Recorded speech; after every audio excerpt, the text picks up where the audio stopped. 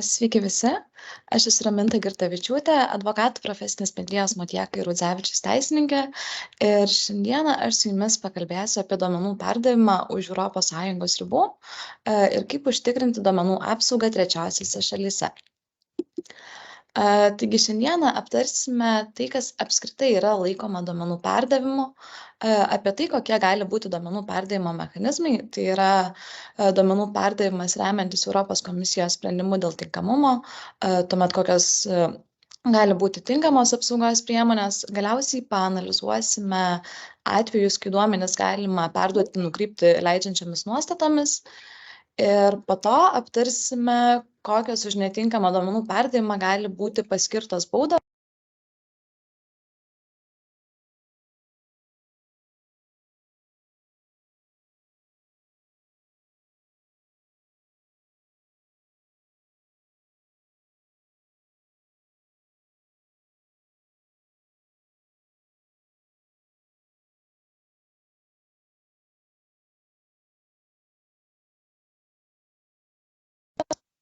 Taigi, reikėtų pradėti nuo to, kas apskritai yra laikoma duomenų perdavimu. Ir reikėtų iš pradžių pažymėti, jog bendrasis duomenų apsaugos reglamentas tokio apibrėžimo kaip duomenų perdavimas už ES ribų ar duomenų perdavimas trečiąją valstybę neįskiria. Dėl šios priežasties Europos duomenų apsaugos valdyba, siekdama palengvinti, suprasti, kada visgi duomenys yra perduodami už ES ribų ir kada reikia laikytis tam tikrų BDR nustatytų reikalavimų, išskyrė 3 kriterijus, kurių visumai egzistuojant yra laikoma, kad asmens duomenys yra perduoti už ES ribų. Tai iš esmės yra numatyti 3 kriterijai. Tai pirmasis kriterijus yra, jog duomenų perdavėjui yra taikomas BDR. Tuomet antrasis kriterijus yra, jog duomenų perdavėjas duomenis atskleidžia kitam duomenų valdytojui arba tvarkytojui, kuris dar kitaip gali būti vadinamas duomenų importuotoju. Ir galiausiai trečiasis kriterijus yra, jog duomenų importuotojas, tai tas asmuo, kuriam yra atskleidžiami asmens duomenys, yra trečiojoje valstybėje arba jis yra laikomas tarptautinė organizacija. Taigi dabar detaliau paanalizuosime kiekvieną iš mano paminėtų kriterijų, kad geriau suprasti, kada tie duomenys bus perduodami. Tai pirmasis kriterijus, kaip ir minėjau, yra toks, jog duomenų perdavėjui turi būti taikomas bendrasis duomenų apsaugos reglamentas. Tai pagal pirmąjį kriterijų iš esmės yra reikalaujama, kad duomenų tvarkymas patektų į BDR išskirtą teritorinę taikymo sritį.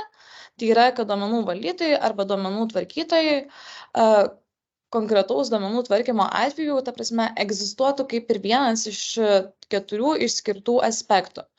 Tai pirmasis atvejis, kai BDR bus taikomas, tai yra, kai duomenų perdavėjo buveinė yra ES. Tai reiškia, kad neatsižvelgiant į tai, ar pati duomenų tvarkymo operacija bus atliekama ES ar ne, jei duomenų valdytojas arba tvarkytojas turės buveinę ES, jis bet kokiu atveju pateks į tą BDR teritorinę taikymo sritį ir privalės laikytis BDR nustatytų reikalavimų. Antrasis atvejis yra susijęs su tuo, jog duomenų perdavėjas, kuris šiuo atveju nėra ES ir yra už jos ribų, siūlo prekes arba paslaugas asmenims esantiems ES. Tai kaip pavyzdį būtų galima pateikti, jog JAV startuolis sukūrė Europos miestų žemėlapių programą ir jis orientuojasi į ES rinką, kadangi tvarko ES esančių asmenų buvimo vietos duomenis ir pagal tai pasiūlo tam tikras to miesto lankytinas vietas ir žemėlapį. Tuomet kitas atvejis būtų susijęs vėlgi situacija, kai duomenų perdavėjas jis nėra ES, yra vėlgi trečiojoje valstybėje, tačiau jis stebi ES esančių asmenų elgesį. Ir stebėsena gali pasireikšti labai įvairiai, tai vėlgi gali būti geografinės buvimo vietos nustatymo veikla rinkodaros tikslais, tuomet gali būti asmenų siekimas internete naudojant slapukus ir dar daugelis kitų atvejų. Ir galiausiai ketvirtasis atvejis, kai duomenų perdavėjui bus taikomas BDR, tai yra, kai duomenų perdavėjas yra įsisteigęs vietoje, kurioje pagal tarptautinę viešąją teisę yra taikoma ES teisė. Tai geriausias pavyzdys yra įvairios konsulinės įstaigos, tai pavyzdžiui, Nyderlandų konsulinė įstaiga, esant Jamaikoje, skelbia internetinę paraiškų teikimo procedūrą, siekdama įdarbinti vietos darbuotojus. Taigi, egzistuojant bet kuriam iš šių 4 nurodytų atvejų, bus yra laikoma, kad duomenų perdavėjas patenka į tą teritorinę taikymo sritį ir BDR jam bus taikomas. Tam, kad geriau suprastumėme, kada BDR bus taikomas, dabar panalizuosime pavyzdžius, kai BDR taikomas nebus. Ir pirmasis pavyzdys tai galėtų būti, kad Meksikos mažmeninės prekybos bendrovė sudaro sutartį su Ispanijoje įsisteigusiu duomenų tvarkytoju, kad jis tvarkytų asmens duomenis susijusius su Meksikos bendrovės klientais. Ir Meksikos bendrovė siūlo ir orientuoja savo paslaugas tik į Meksikos rinką, ne į ES, ir ji tvarko tik užsienyje esančių duomenų subjektų duomenis. Tai šiuo atveju Meksikos mažmeninės prekybos bendrovė, siūlydama prekes arba paslaugas, nevykdo kažkokios tai tikslingos veiklos sąjungos teritorijoje esančių asmenų atžvilgių ir be to ji nevykdo sąjungoje esančių asmenų elgesio stebėsenos. Dėl šios priežasties Meksikoje esančiam duomenų tam perdavėjui BDR taikomas nebus, tačiau šioje situacijoje reikia turėti omeny, kad BDR nebus taikomas tik Meksikos bendroviai, tuo tarpu duomenų tvarkytojui, kuris yra įsisteigęs Ispanijoje, jam BDR bus taikomas ir jis vis tiek turės užtikrinti tam tikrus duomenų tvarkymo reikalavimus. Kitas pavyzdys galėtų būti, jog JAV pilietis atostogauja Europoje ir jis per savo atostogas nusprendžia atsisiųsti tam tikrą naujienų programėlę. Šią programėlę siūlo Jungtinių Amerikos valstijų bendrovė. Ir mobilioji programėlė yra skirta tik Jungtinių Amerikos valstijų rinkai ir tai yra aiškiai matyti iš mobiliosios programėlės naudojimų sąlygų ir to, kad vienintelė nurodyta atsiskaitimo valiuta toje programėlėje yra doleris. Tai dėl šios priežasties BDR taip pat bendrovei nebus taikoma, kadangi nors programėlė ir gali būti naudojama ES, yra labai aišku, jog ji yra pritaikyta ne ES rinkai ir orientuota siūlyti prekes ir paslaugas ne ES.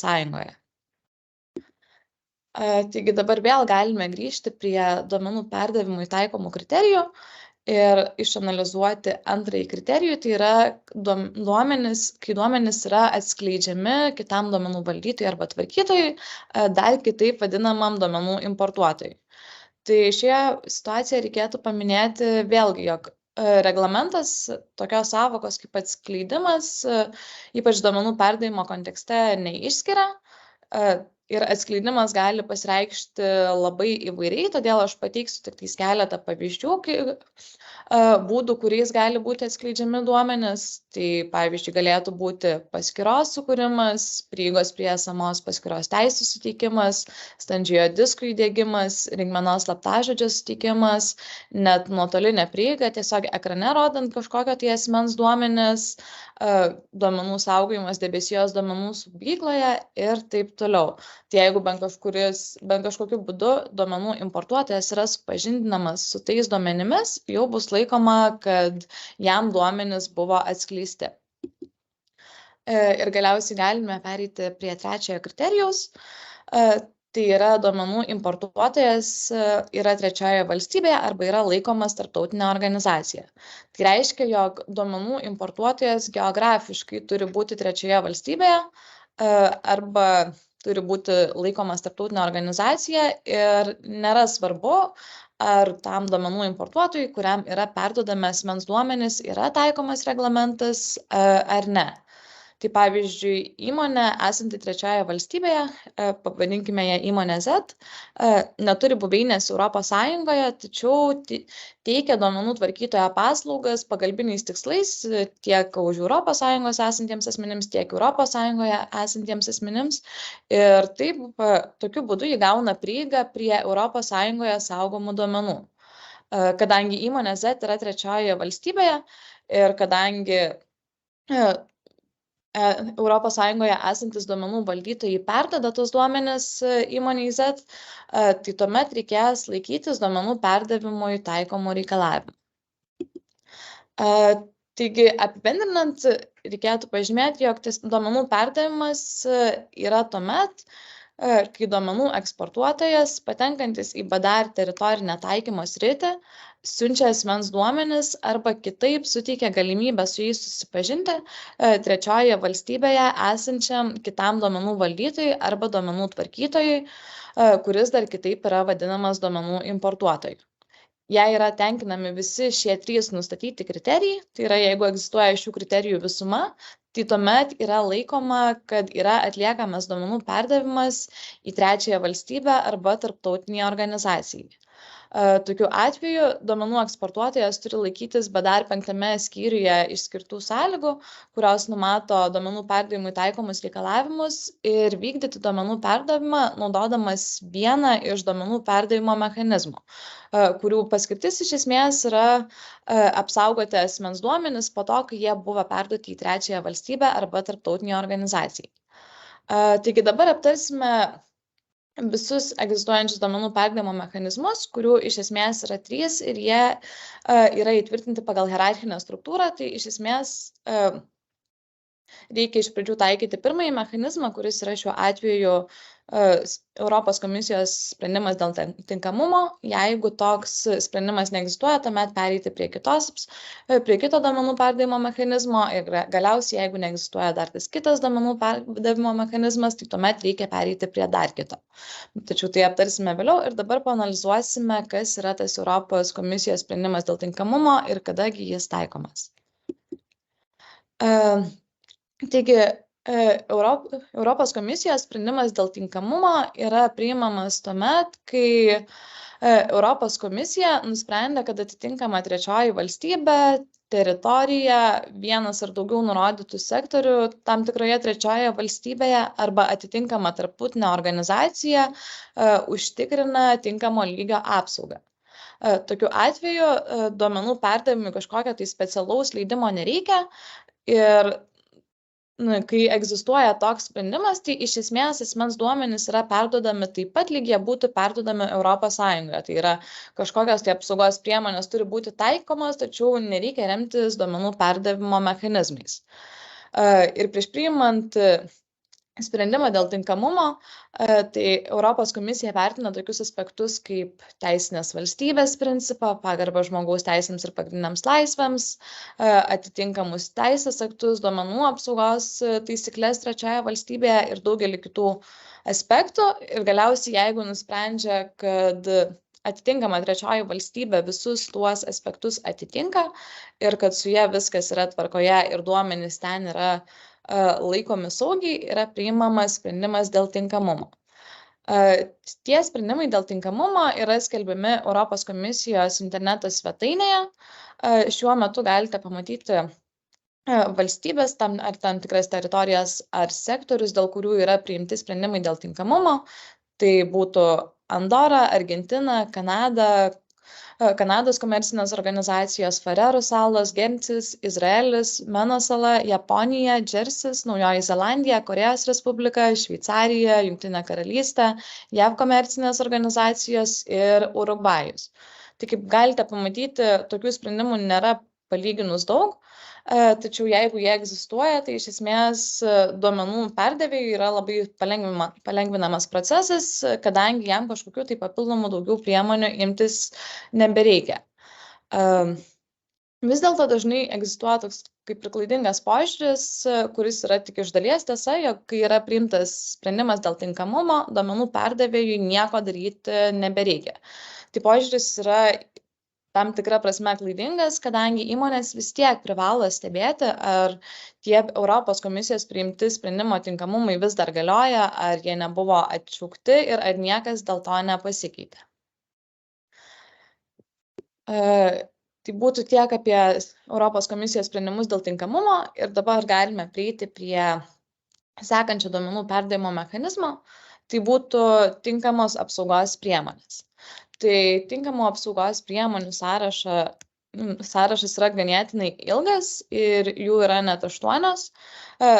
Taigi dėl laiko trūkumo neaptarsime jų taip detaliai, kaip galbūt reikėtų, tačiau greitai paanalizuosime, koks maždaug yra tam tikrų apsaugos priemonių turinys ir kada jas būtų geriausia pasirinkti ir taikyti. Taigi pirmoji apsaugos priemonė yra valdžios institucijų arba įstaigų tarpusavio dokumentas ir tai reiškia, kad valdžios institucijos gali perduoti duomenis viena kitai, kai jos yra pasirašiusios sutartį ar kitą teisiškai privalomą ir vykdytiną dokumentą, kuris įtvirtina tam tikras įgyvendinamas teisės ir veiksmingas teisių gynimo priemonės asmenims, kurių asmens duomenys yra perduodami. Tai pagal šią nuostatą gali būti naudojamos įvairios tarptautinės sutartys, viešosios teisės sutartys arba tiesiogiai vykdomi administraciniai susitarimai. Ir žinoma, jog šią apsaugos priemonę yra geriausia rinktis būtent tada, kai duomenys perduoda valstybės ir savivaldybių institucijos ir įstaigos, įmonės ir viešosios įstaigos, tai pavyzdžiui, nacionalinės, regioninės ir vietos valdžios institucijos, vykdomosios agentūros, universitetai, ligoninės ir taip toliau. Kita apsaugos priemonė tai yra įmonėms privalomos taisyklės. Tai yra iš esmės duomenų apsaugos taisyklės, kurių turi laikytis ES įsisteigusios ir ne tik ES įsteigusios, bet ir už ES ribų esančios įmonės, perduodamos asmens duomenis tos pačios grupės viduje.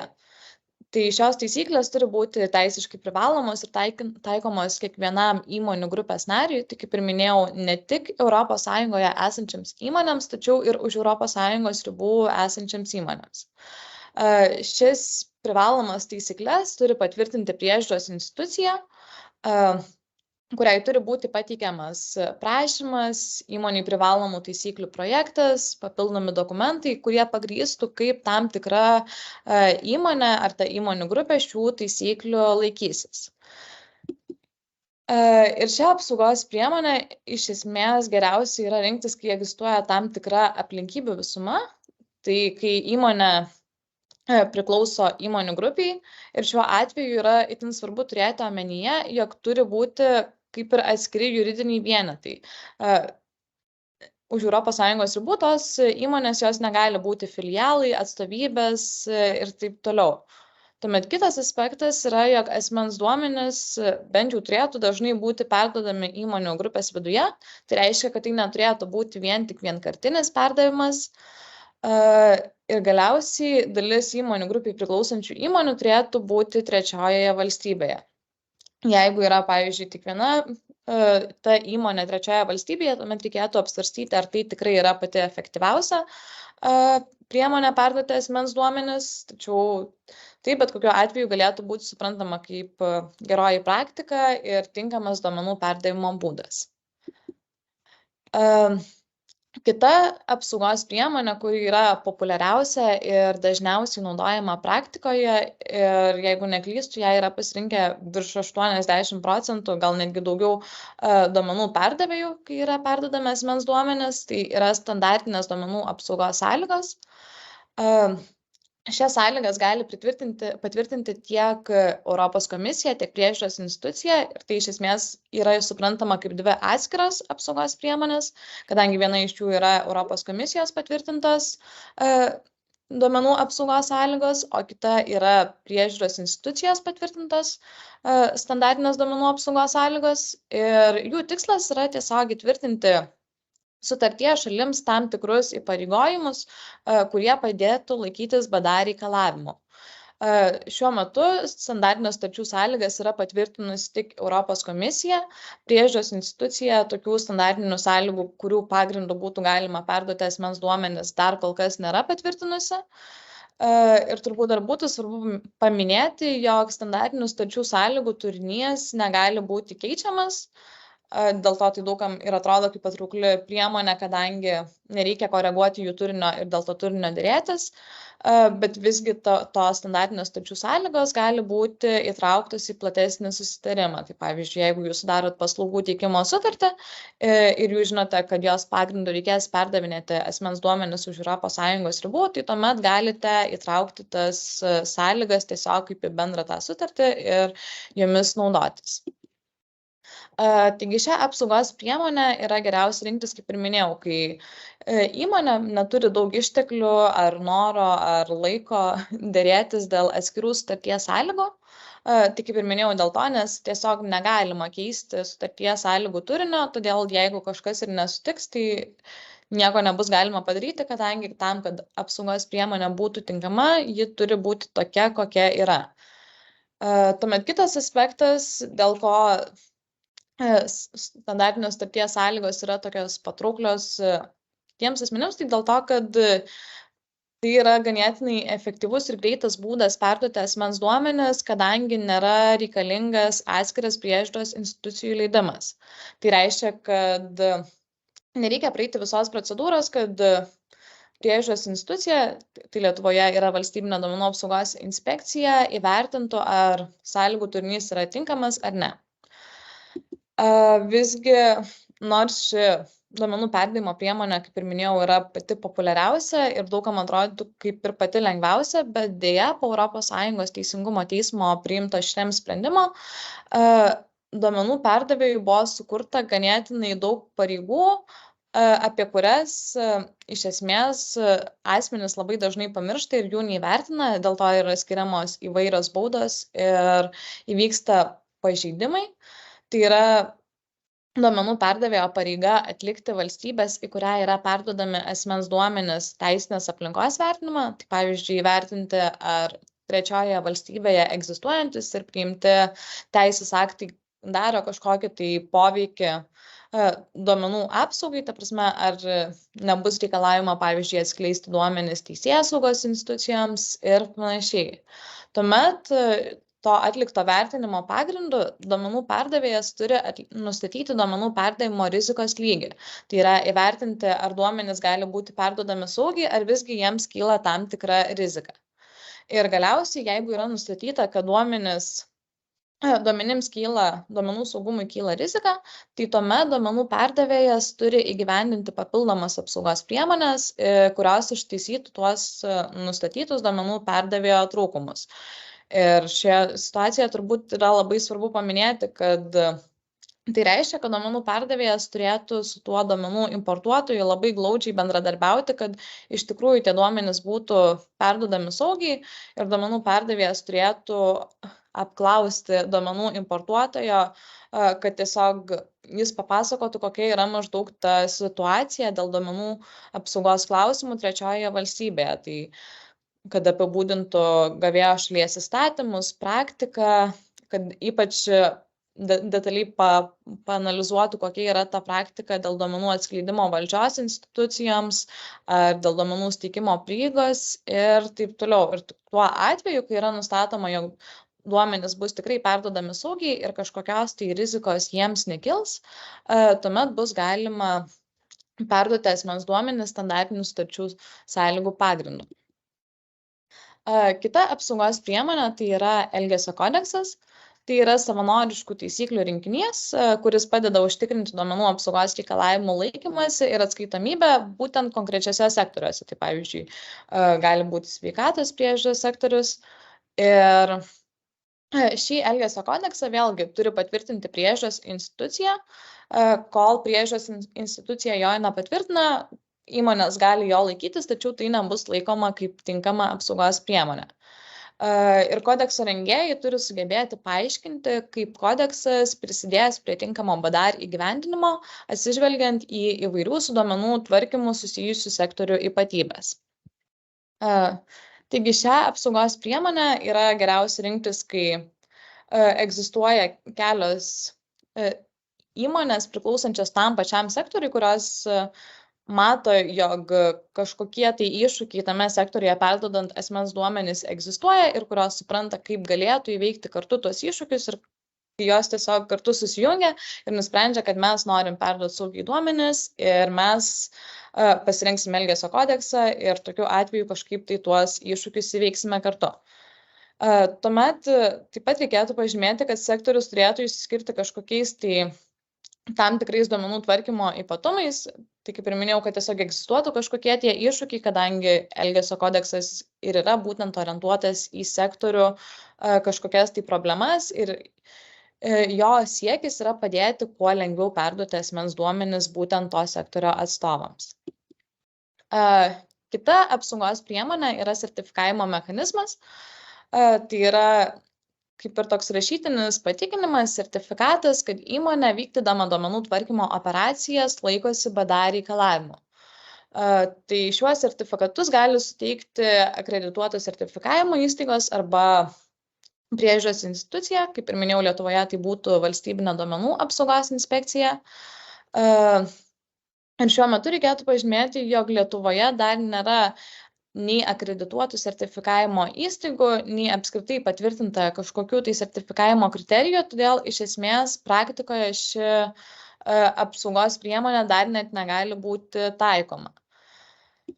Vis dėlto manytina, jog ateityje, kai jau bus patvirtinti tiek sertifikavimo kriterijai, pagal kuriuos bus galima išduoti sertifikatus, tiek patvirtintos kažkokios tai sertifikavimo įstaigos, tuomet bus labai rekomenduojama šią apsaugos priemonę rinktis mažoms įmonėms arba vidutinio dydžio įmonėms, kadangi jos sertifikavimo mechanizmas ir yra kaip tik turėtų būti kuriamas, kad atitiktų tų mažųjų įmonių poreikius. Ir tuomet tai bus suprantama, sertifikavimo mechanizmas galės būti labai geras būdas pagerinti skaidrumą, tai ne tik duomenų subjektams, tačiau ir verslui santykiams. Galiausiai kita apsaugos priemonė tai yra priežiūros institucijos patvirtintos sutarčių sąlygos. Tai ši apsaugos priemonė savo turiniu ir esmė yra labai panašiai mano jau minėtas standartinės duomenų apsaugos sąlygas, kurias gali patvirtinti priežiūros institucija arba Europos komisija. Tačiau šių sąlygų skirtumas yra tas, kad kas kartą prieš perduodant asmens duomenis šios apsaugos priemonės pagrindo, įmonės turi gauti priežiūros institucijos leidimą. Tai prieš gaunant tą leidimą įmonės privalo pateikti informaciją apie priemonės, kurių buvo imtasi, kad būtų užtikrintas tinkamas duomenų apsaugos lygis, bei pateikti tai patvirtinančius dokumentus. Galiausiai leidimas yra išduodamas tik tuomet, kai priežiūros institucija nustato, jog apsaugos priemonės yra tinkamos ir tie duomenys galės būti saugiai perduodami. Dar turbūt reikėtų paminėti, kad prieš išduodant leidimą valstybinė duomenų apsaugos inspekcija konsultuojasi su Europos duomenų apsaugos valdyba, kuri taip pat pateikė savo nuomonę, ar tos apsaugos priemonės yra tinkamos, todėl kaip ir yra užtikrinama dviguba apsauga ir jeigu pasirinksite šią apsaugos priemonę, tikrai žinosite, kad duomenys yra perduodami saugiai, tačiau šiaip ar taip, net jeigu Europos duomenų apsaugos valdyba nemanytų, kad yra užtikrinama tinkama apsauga, tai vis tiek nesaistytų priežiūros institucijos ir galėtų išduoti leidimą, jeigu jai atrodytų, kad su tuo duomenų perdavimu yra viskas tvarkoje. Taigi šią apsaugos priemonę yra rekomenduojama rinktis, kai šalis nori individualizuoti kažkaip tai susiklostančius santykius, kadangi galima dėrėtis dėl sutarties sąlygų turinio. Ir taip pat tai galėtų būti taikoma, kai norima nukrypti nuo Europos komisijos ar priežiūros institucijos patvirtintų sutarčių sąlygų turinio. Kadangi, kaip ir minėjau, dėl Europos komisijos ir priežiūros institucijos patvirtintų standartinių sutarties sąlygų, jų turinys negali būti niekaip modifikuojamas ir jeigu jis bus keičiamas, tai tuomet tai nebebus laikoma tinkama apsaugos priemonė. Taigi, tai yra vos ne kaip alternatyva, jeigu norima kažkaip tai modifikuoti tuos susiklostančius santykius. Ir galiausiai paskutinė išskirta apsaugos priemonė, tai yra patvirtintas valdžios institucijų arba įstaigų tarpusavio dokumentas. Tai čia yra jau mano minėtos valdžios institucijų ar įstaigų tarpusavio dokumento alternatyva. Jis skiriasi tuo, jog vėlgi prieš pradedant taikyti šią apsaugos priemonę yra būtina gauti priežiūros institucijos leidimą, kuris patvirtintų, jog nuostatomis yra užtikrinama tinkama duomenų apsauga. Ir šios priemonės pavyzdžių galėtų būti, tai pavyzdžiui, taikomas susitarimo memorandumas, kuriuo apsauga yra užtikrinama abiejų šalių prisiimtais įsipareigojimais, siekiant, kad įsigaliotų jų bendras susitarimas. Taigi šią apsaugos priemonę yra geriausia rinktis, vėlgi, kai duomenys perduoda valstybės ir savivaldybių institucijos ir įstaigos, įmonės bei viešosios įstaigos. Ir taip pat, kai apsaugos priemonės numatomos administraciniuose susitarimuose, kuris nėra teisiškai privalomas. Taigi apie tinkamas apsaugos priemonės būtų tiek. Ir dabar pereisime prie kito duomenų perdavimo mechanizmo, kuris gali būti taikomas, kai nėra patvirtintas nei Europos komisijos sprendimas dėl tinkamumo, nei galima pritaikyti kažkurią tai iš apsaugos priemonių, tai yra atvejai, kai duomenis galima perduoti nukrypti leidžiančiamis nuostatomis. Taigi, remtis nukrypti leidžiančiamis nuostatomis galima tuomet, kai duomenų perdavimas yra nereguliarus ir nepasikartojantis. Tai reiškia, kad duomenų perdavimai gali būti atliekami ne vieną kartą, tačiau jie neturėtų būti atliekami reguliariai.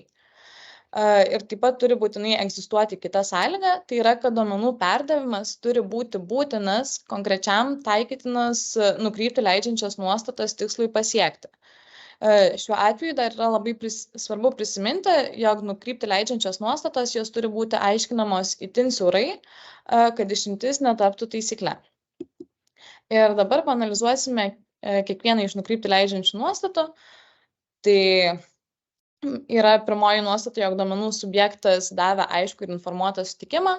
Tai reiškia, jog duomenų subjektui buvo pranešta, kad jo duomenis, tiksliau paklausta, ar jo duomenis gali būti perduodami už ES ribų, įvardinta, kokie yra galimi rizikos veiksniai, kas gali atsitikti su jo duomenimis ir kodėl jis turėtų būti dėl tų duomenų susirūpinęs. Ir jeigu duomenų subjektas, žinodamas visą šitą informaciją ir turėdamas pasirinkimą sutikti arba nesutikti, davė sutikimą, tai tuomet duomenis yra galima perduoti šituo pagrindu.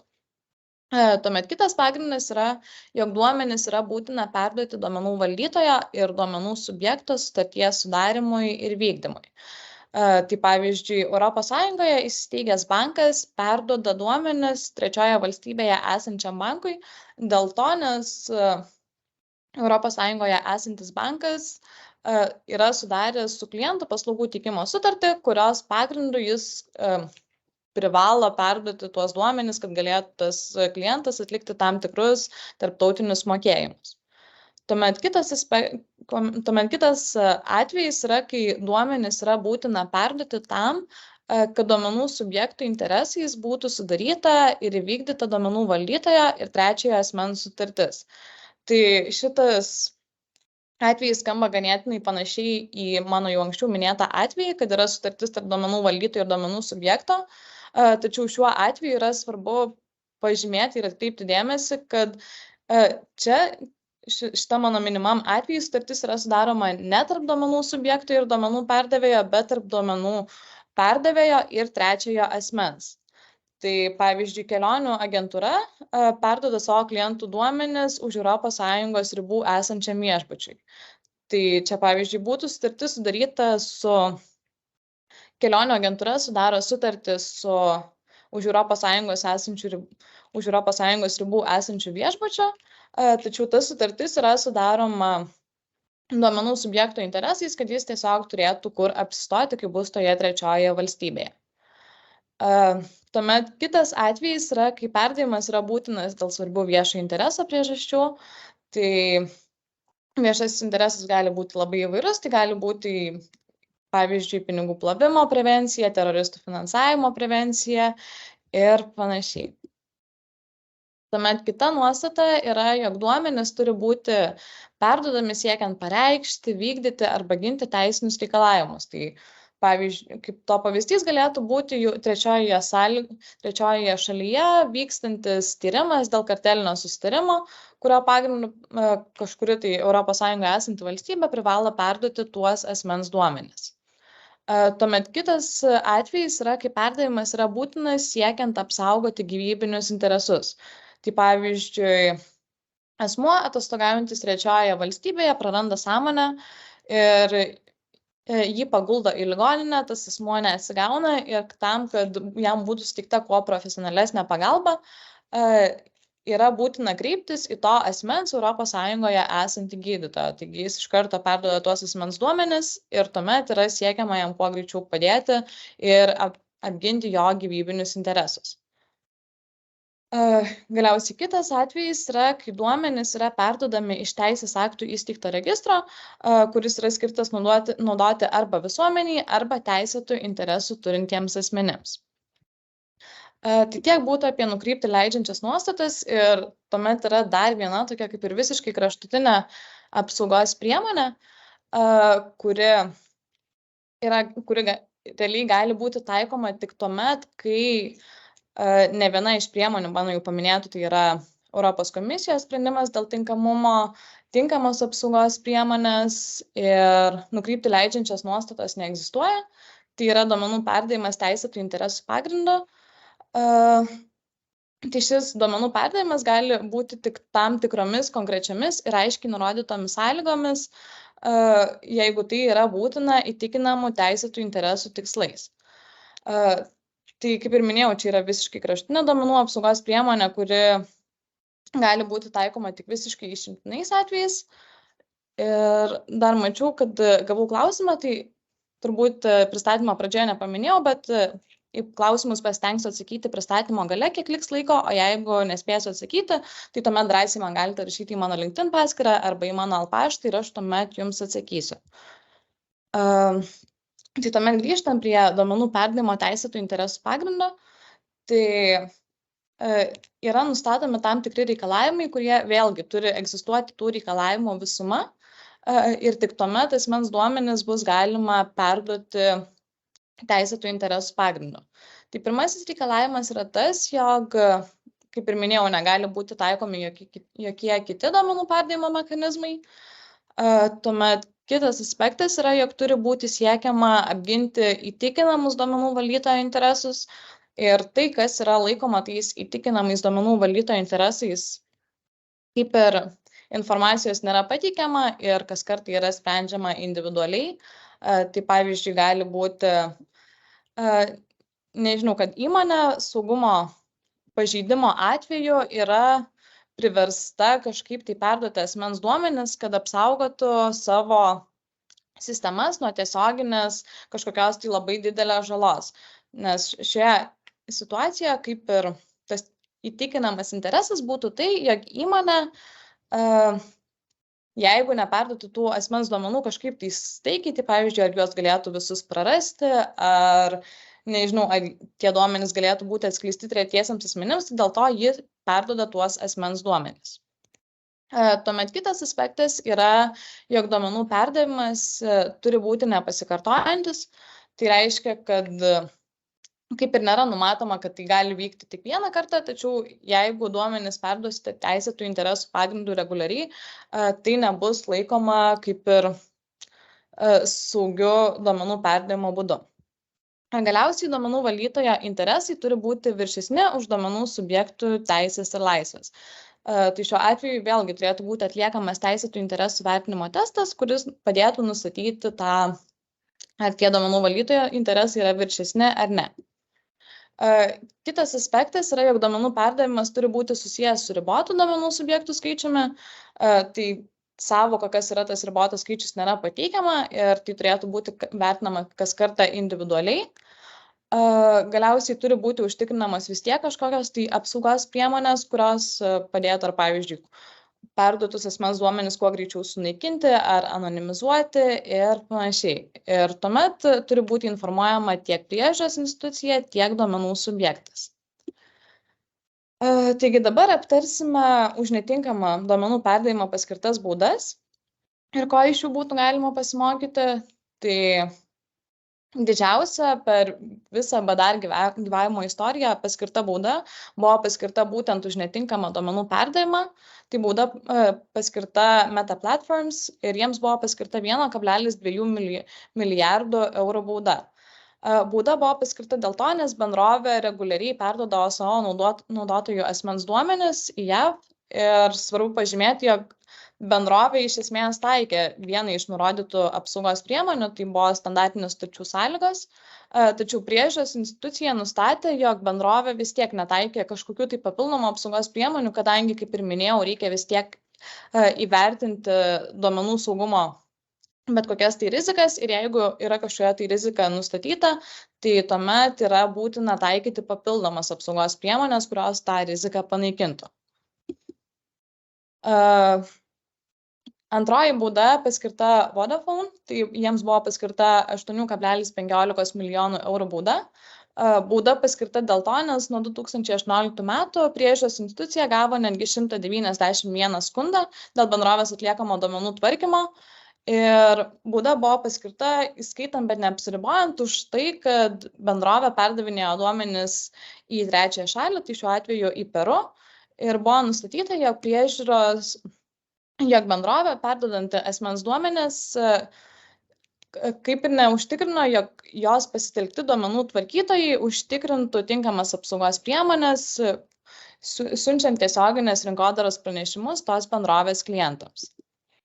Trečioji bauda buvo paskirta Portugalijos statistikos institutui, tai jiems buvo paskirta 4,3 milijonų eurų bauda. Bauda paskirta dėl to, nes institutui vykdant gyventojų surašymą buvo nustatyta, kad asmens duomenys vėlgi yra perduodami į JAV ir duomenys yra perduodami standartinių sutarčių sąlygų pagrindu, tačiau kažkokios tai papildomos apsaugos priemonės nėra taikomos.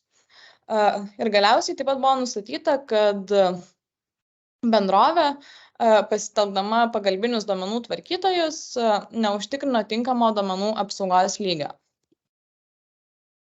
Ketvirtoji bauda buvo paskirta Tele2, tai jiems buvo paskirta 1 milijono eurų bauda. Bauda paskirta dėl to, nes bendrovė Google Analytics pagrindų rinko naudotojų asmens duomenis ir juos siųsdavo į JAV.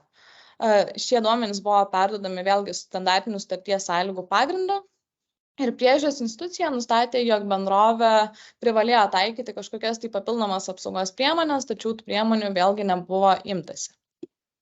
Ir galiausiai paskutinė bauda, apie kurią noriu pakalbėti, tai buvo skirta Futura International.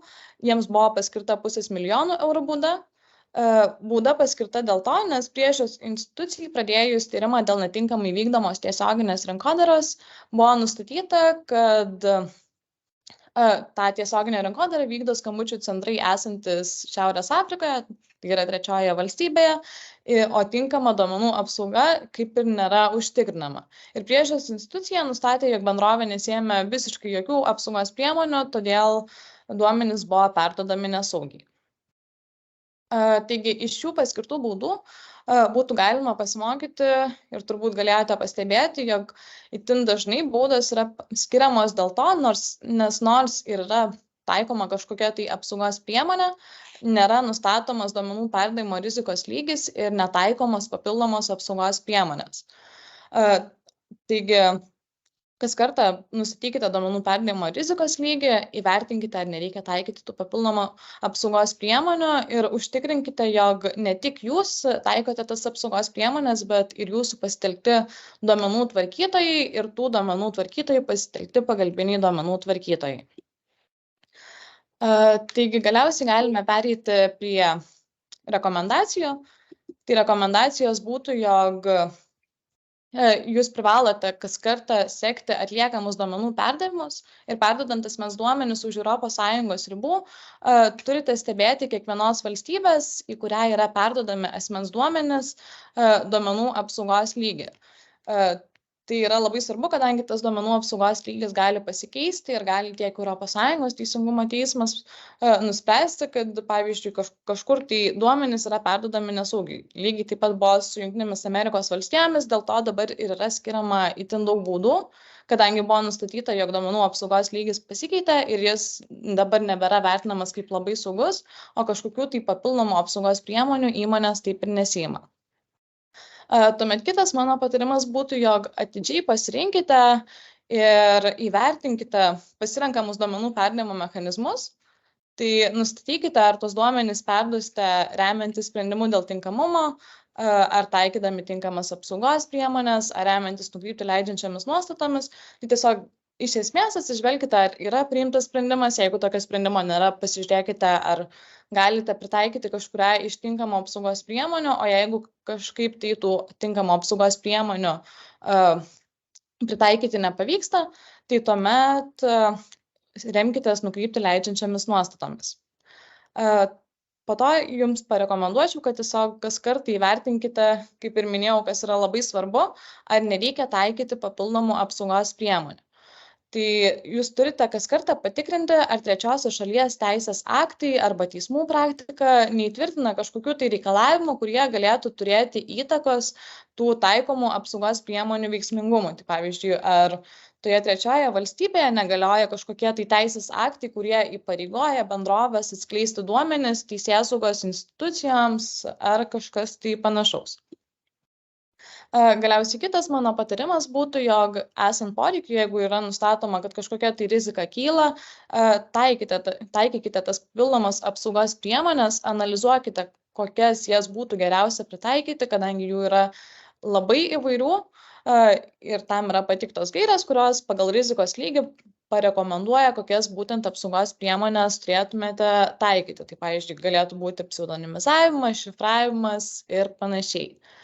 Galiausiai nepamirškite informuoti asmenų apie savo atliekamą duomenų perdavimą, kadangi taip privalote vis tiek įgyvendinti skaidrumo principą ir dažniausiai asmenys yra informuojami apie privatumo politiką, tačiau iš praktikos esu pastebėjusi ir galiu patarti, kad tikrai negalvokite, kad yra labai gera idėja kažkieno kito privatumo politiką nukopijuoti ir tiesiog pritaikyti prie savo, kadangi tie duomenų perdavimo mechanizmai, kurie tinka vienai įmoniai, tai nebūtinai tiks ir jums. Tai reiškia, kad jeigu, pavyzdžiui, jūs pasižiūrėsite į kažkokios tai valdžios institucijos privatumo politiką, ji gali būti nurodžiusi kaip tinkama apsaugos priemonė valdžios institucijų arba įstaigų tarpusavio dokumentą, tačiau jeigu jūs esate privatus juridinis asmuo, ši priemonė jums aišku, kad netiks. Ir galiausiai mano paskutinis patarimas būtų, jog reguliariai peržiūrėkite ir savo vykdomus duomenų perdavimus, tai reiškia, kad jūs privalote nuolatos sekti tą duomenų apsaugos reikalavimų pokyčius, nuolatos iš naujo įvertinti riziką, duomenų perdavimo mechanizmo tinkamumą ir tų taikomų apsaugos priemonių veiksmingumą. Štai čia galite susipažinti su naudingomis nuorodomis. Aš jeigu neklystu, tai jums turėtų būti seminaro gale atsiunčiamas skaidrės, kur galėsite, jeigu norėsite pasiskaityti detaliau. Ir matau, kad mūsų laikas jau kaip ir eina į pabaigą, tai aš manyčiau, kad į klausimus aš jums galiu, arba jūs galite su manim susiekti LinkedIn, arba aš jeigu gausiu jūsų kontaktinius duomenis, aš jums atsiųsiu atsakymus į paštus. Ir nežinau, būtų tiek, čia yra mano kontaktai. Labai ačiū, kad klausėte.